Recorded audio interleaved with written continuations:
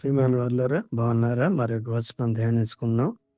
ఆయన అవును గాని దేవుని వాక్యం విని దాన్ని గైకొనువారు మరి ధన్యులని చెప్పెను. లూకా 11:28. సమూహంలోనున్న ఒక స్త్రీ ప్రభువైన యేసుక్రీస్తు వారిని చూచి, నిన్ను మోసిన గర్భము ధన్యమైనదని కేకలు వేసి చెప్పాను. కానీ ప్రభువైన యేసుక్రీస్తు వారు ఈ విధంగా సెలవిచ్చారు. ఆయన అవును గాని దేవుని వాక్యము విని దానిని గైకొనువారు మరి ధన్యులని చెప్పాను.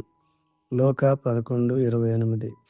దేవుని వాక్యం ఇప్పుడు మరియు నిత్యత్వంలోనూ మన ఆశీర్వాదములకు మూలం. ఎందుకనగా అది మన ప్రభువును రక్షకుడైన యేసుక్రీస్తు ప్రభువారి యందు మనకున్న విశ్వాసమునకు ఆధారము మరియు ప్రతిదినము మనల్ని ఆత్మీయంగా పోషిస్తుంది.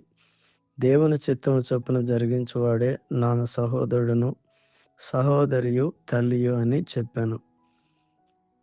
మార్కు 3:35. దేవుని వాక్యమే బయలుపరచబడిన దేవుని చిత్తము.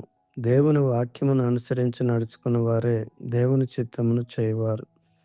దేవుడు మీ అందరినీ దేవుని వాక్యమును అనుసరించి నడుచుకొని ఇహమందు పరమందు ధన్యులుగా చేయునుగాక. ఆమేన్.